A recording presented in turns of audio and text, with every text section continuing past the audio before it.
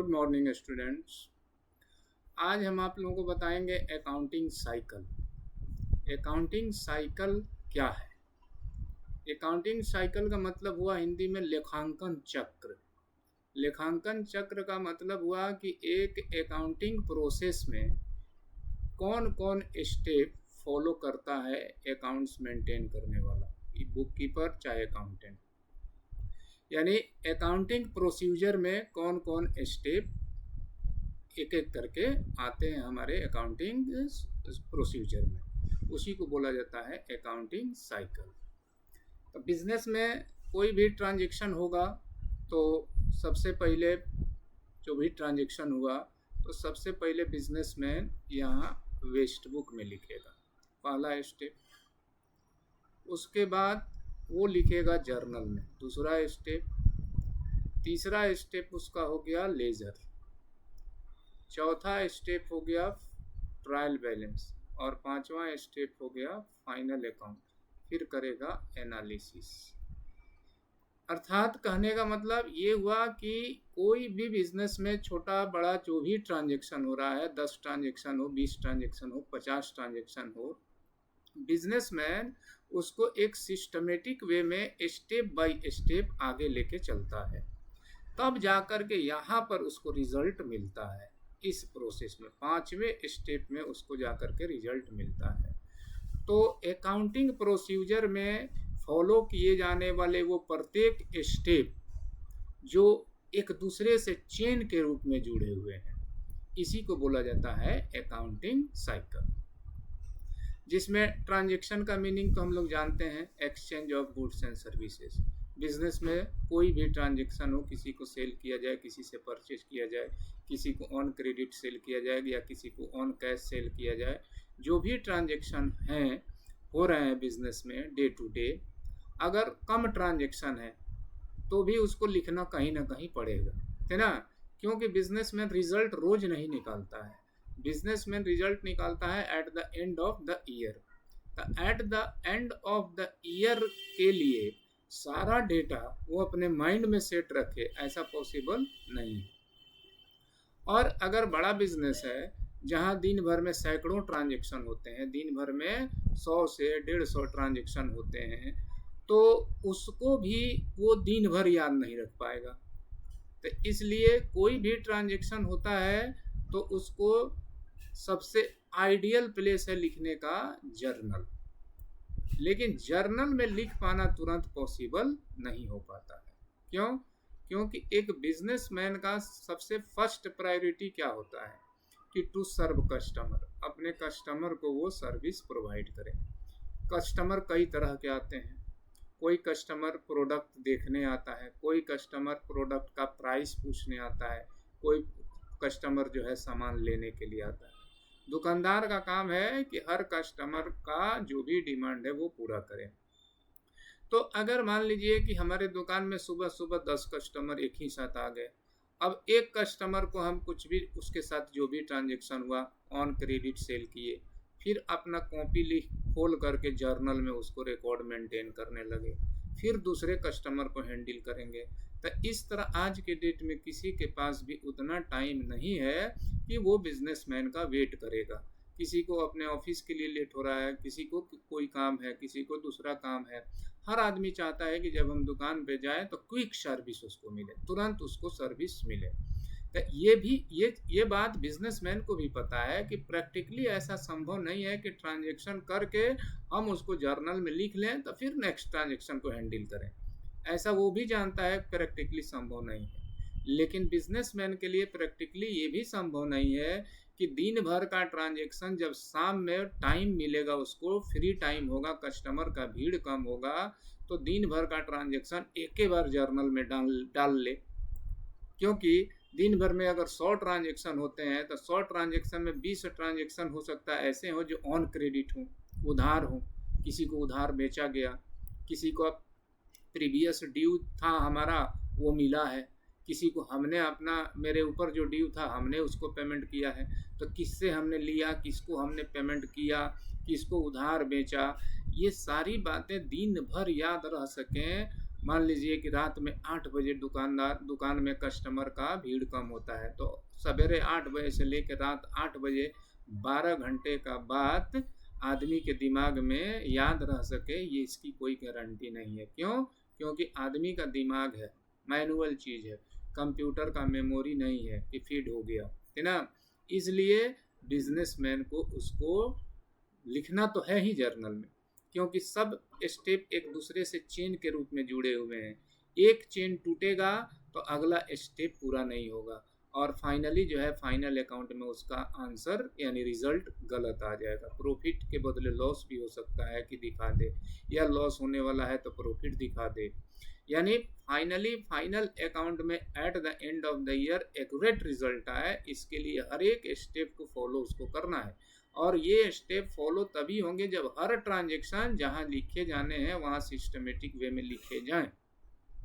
अब systematic way में तो लिखने का आइडियल प्लेस है जर्नल, लेकिन जर्नल में हम प्रैक्टिकली देख पा रहे हैं कि तुरंत लिख पाना पॉसिबल है नहीं। इसलिए टेम्पोररी बेसिस पर, रफली बेसिस पर बिजनेसमैन उसको यादाश्त के लिए, मेमोरी के लिए टेम्पोररी बेसिस पर कहीं लिख लेता है, उसी को बोलते हैं वेस्ट बुक। इस वेस्ट बुक का दूसरा लैंग्वेज है या दूसरा नाम है रफ बुक। यानी वेस्ट बुक को हम लोग रफ बुक भी बोलते हैं, मेमोरेंडम बुक भी बोलते हैं। ये बिल्कुल उसी तरह है जैसे आप स्टूडेंट के लिए रफ कॉपी का इम्पोर्टेंस है, रफ कॉपी का जो रोल है आपके स्टूडेंट लाइफ में, उसी तरह बिजनेस में इस वेस्ट बुक का रोल है। कोई भी सब्जेक्ट की पढ़ाई जैसे होती है तो हम रफ कॉपी में अपना लिख लेते हैं, और जब हम अपना सेल्फ स्टडी के लिए टाइम देते हैं तो वहाँ सब्जेक्ट वाइज फेयर कर लेते हैं। बिल्कुल वही बात बिजनेसमैन भी करता है। कोई भी ट्रांजैक्शन होता है तो मेमोरी के लिए, यादाश्त के लिए एक रफ पेपर रखता है अपने जेब में, उस पर वो लिख लेगा। इसको लिखने में टाइम लगने वाला है नहीं। वो किसी को उधार बेचा, तुरंत कागज निकाला, हाँ कि राम को हमने इतना दिया। कोई श्याम नाम का व्यक्ति, उसको पिछला ड्यू आकर के क्लियर किया तो तुरंत लिख लिया कि हाँ श्याम से हमको इतना पैसा मिला। तो ये वेस्ट बुक इसलिए कहा जाता है कि इसमें लिखी हुई बात टेम्पोररी है, और इसमें लिखी हुई बात के आधार पर जब इसका रिकॉर्डिंग जर्नल में हो जाएगा तब ये कागज़ मेरे लिए रफ से ज़्यादा कुछ नहीं है, वेस्ट से ज़्यादा कुछ नहीं है। बिजनेसमैन जर्नल में इसको रिकॉर्ड कर लेगा और फिर ये कागज़ को रद्दी की तरह फेंक देगा, इसलिए इसका नाम पड़ा है वेस्ट बुक। तो इस सारे स्टेप में ट्रांजैक्शन तो एक कॉन्सेप्ट है, और वेस्ट बुक जो है एक चैप्टर नहीं है, लेकिन बाकी जितने हम नाम यहाँ दिए हैं वो सब एक एक चैप्टर हैं जो धीरे धीरे हम लोग को पढ़ने को मिलेगा। ठीक है, तो वेस्ट बुक हमको बनाना नहीं है। प्रैक्टिकली जब हम पढ़ेंगे, जर्नल बनाएंगे, तो क्वेश्चन जो है वेस्ट बुक के रूप में ही दिया होगा, और उसी के बेस पर हमको बनाना होता है जर्नल। जैसे वेस्ट बुक का एक नमूना आप लोगों के सामने स्पेसिमेन फॉर्मेट दे रहे हैं। ट्रांजैक्शन का कुछ डेट वाइज हम लिख दिए। January 1 sold goods to Mohan, sold goods to Mohan ₹10,000। January 2 sold goods to Raman on cash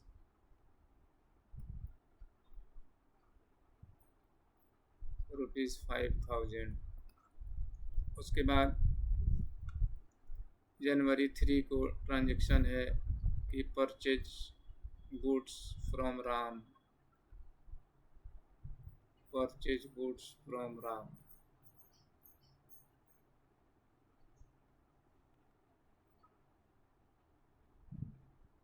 $15,000। तो ये एक एग्जाम्पल दिए हम, और यहाँ तो अगर देखा जाए तो एक दिन में एक ट्रांजैक्शन है तो रफ बुक में लिखने की ज़रूरत भी नहीं पड़ेगी, लेकिन समझने के लिए हम आपको बताएं एक दिन में 50-100 ट्रांजैक्शन जिस बिज़नेस में होते हैं, उस बिजनेसमैन को मेमोरी के लिए अपना वेस्ट बुक रखना पड़ता है। और ये हम ये भी बताया कि वेस्ट बुक का रोल क्या था। वेस्ट बुक का रोल था कि जर्नल में उसको लिखने के लिए, यादाश्त के लिए, मेमोरी के लिए हमारे पास रह सके। तो इसके लिए बिजनेसमैन एक रफ पेपर यूज करता है। जो रफ पेपर में किसी भी तरह से लिखा जा सकता है। पर्पस बस इतना ही है कि बिजनेसमैन लिखे या बिजनेसमैन खुद पढ़ पाए कि हाँ हम क्या लिखे हैं। ये कोई दूसरा पढ़े या ना पढ़े, यानी कोई अच्छे हैंड राइटिंग में लिखने की ज़रूरत नहीं है। अच्छे हैंड राइटिंग में भी लिखेगा तो कस्टमर का नुकसान होगा, मतलब कस्टमर उसका डिले होगा, ठीक ना। इसलिए किसी तरह बस याद के लिए लिख ले, कोड वर्ड में लिखे, शॉर्टकट तरीके से लिखे, किसी भी तरह लिखे। तो यहाँ तो लेकिन क्वेश्चन जब दिया जाएगा वेस्ट बुक के रूप में तो फुल सेंटेंस के रूप में दिया जाएगा, लेकिन बिजनेसमैन प्रैक्टिकली इसको फुल सेंटेंस में लिखता नहीं है, ठीक है। अब आते हैं हम जर्नल के बारे में बताने। जर्नल में क्या बोले हम कि रिकॉर्डिंग का काम होता है। रिकॉर्डिंग का मतलब कि जो भी ट्रांजैक्शन है उसको बिजनेस के लैंग्वेज में किस तरह सिस्टमेटिक तरीके से डेट वाइज लिखा जाता है, वो स्टेप है जर्नल। जर्नल का मीनिंग क्या होता है? जर्नल, ये जो जर्नल है एक फ्रेंच वर्ड JOUR से बना है। इस ज्योर का इंग्लिश में मीनिंग होता है डेली, और डेली से एक बहुत पॉपुलर वर्ड बना है जिसका हर कोई यूज करता है, डायरी। डायरी का डेफिनेशन तो कोई भी आदमी बता सकता है कि डायरी किसे कहते हैं। डायरी एक ऐसा नोटबुक है जहाँ की कोई भी पर्सन अपने डे टू डे के इवेंट को डेट वाइज नोट करता है या लिखता है, उसी पार्टिकुलर नोटबुक को बोला जाता है डायरी। तो जिस तरह इंग्लिश वर्ड डेली से बन गया डायरी, उसी तरह हमारा इस फ्रेंच वर्ड ज्यूर से बन गया जर्नल, और इस जर्नल का भी डेफिनेशन वही है बिल्कुल जो डायरी का डेफिनेशन है।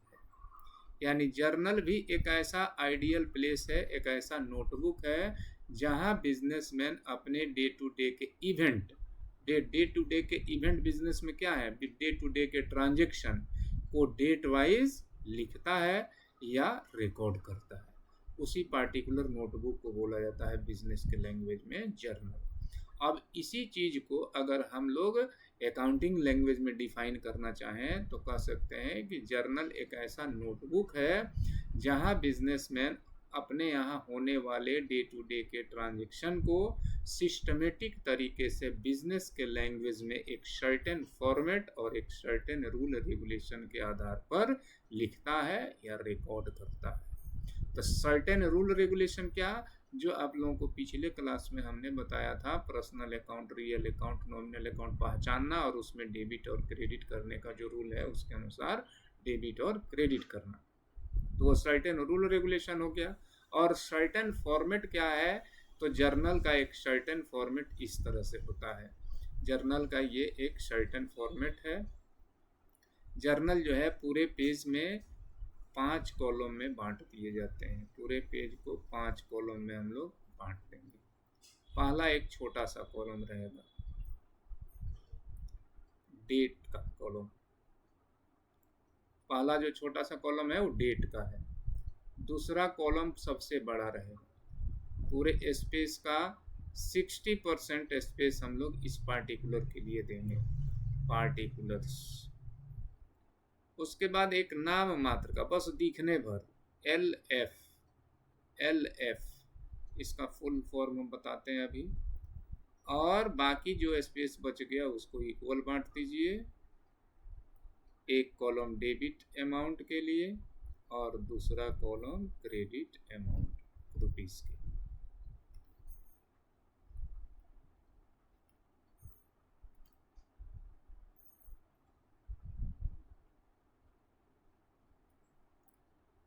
पहला कॉलम डेट छोटा होना चाहिए, पार्टिकुलर का कॉलम सबसे बड़ा होना चाहिए।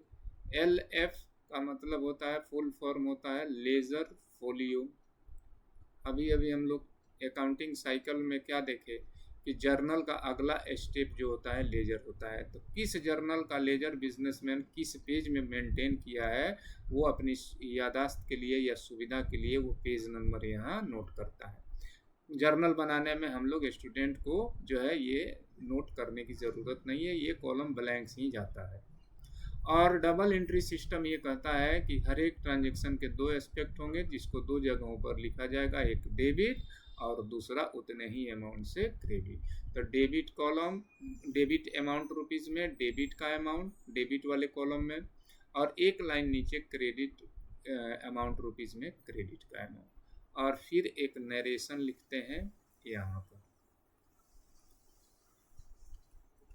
ठीक है, तो ये है स्पेसिमेन या फॉर्मेट ऑफ जर्नल।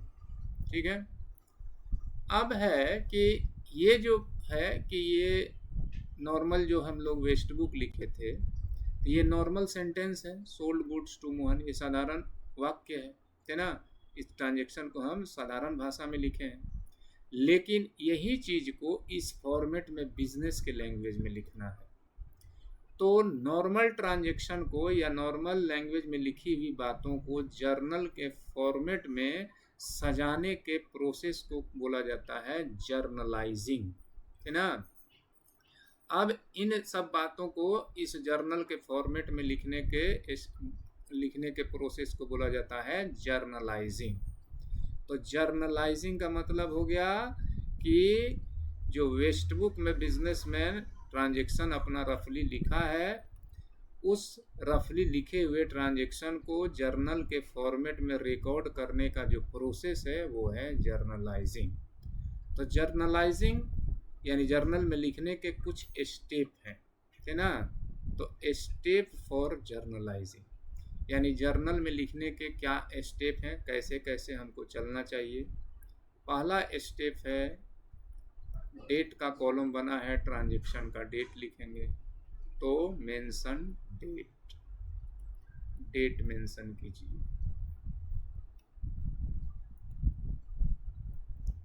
दूसरा स्टेप है कि डबल एंट्री सिस्टम का कॉन्सेप्ट यही कहता है कि हर एक ट्रांजेक्शन में मिनिमम 2 एस्पेक्ट इन्वॉल्व होते हैं, 3 भी हो सकते हैं, 5 भी हो सकते हैं, लेकिन मिनिमम तो 2 होंगे ही, है ना।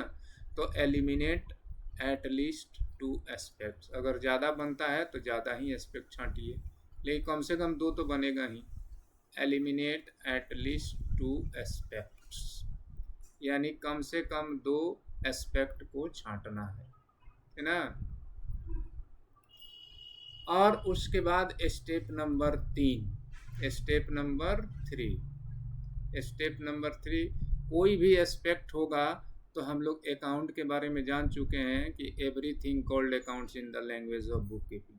तो एवरीथिंग में कोई भी थिंग होगा तो ये 3 ही अकाउंट के दायरे में हो सकता है, या तो पर्सनल होगा, या तो रियल होगा, या तो नॉमिनल होगा। तो उस पहचानने वाले रूल के आधार पर आइडेंटिफाई करें कि जो हमने एस्पेक्ट छांटा है वो पर्सनल अकाउंट है कि रियल अकाउंट है कि नॉमिनल अकाउंट है। आइडेंटिफाई दोज एस्पेक्ट्स, उन एस्पेक्ट्स को पहचानिए। अब एस्पेक्ट्स को जब पहचान लेंगे तो फिर उसके बाद डेबिट और क्रेडिट का रूल भी बताया गया है ना, कि पर्सनल अकाउंट होगा तो डेबिट क्रेडिट कैसे करेंगे, रियल होगा तो कैसे करेंगे, नॉमिनल होगा तो कैसे करेंगे। तो अप्लाई रिलेटेड रूल्स, है ना, यानी जो रूल है आपको डेबिट और क्रेडिट करने के लिए उस रूल को अप्लाई कीजिए, अप्लाई रिलेटेड रूल्स। और स्टेप नंबर 5 है कि गिव नरेशन, जो भी जर्नल हम बनाए तो उसमें क्यों जर्नल बनाए, ऐसा डेबिट क्रेडिट क्यों किए, उसके बारे में एक संक्षिप्त नोट लिखना है ना। तो ये है स्टेप फॉर जर्नलाइजिंग, और इसी स्टेप को अगर हम लोग फॉलो करेंगे, स्टेप बाय स्टेप चलेंगे, तो जर्नल बनाना बिल्कुल इजी हो जाता है। और जर्नल कैसे बनाते हैं ये आप लोगों को हम जो है अगले नेक्स्ट क्लास में आप लोगों को बताएंगे, है ना। लेकिन जर्नल बनाने के लिए सबसे पहला काम है कि आपको personal account, real account, nominal account को आइडेंटिफाई कैसे करें, यानी उसका रूल क्या है पहचानने का, वो एकदम परफेक्टली याद होना चाहिए। और उसके बाद डेबिट और क्रेडिट का जो रूल बना है, यानी पर्सनल, रियल और नॉमिनल का रूल्स फॉर डेबिट और क्रेडिट एकदम जुबानी याद होना चाहिए। तब ये स्टेप हम फॉलो करेंगे, जर्नल बिल्कुल इजी हो जाता है समझने में उस स्थिति में। थैंक यू, फिर मिलते हैं।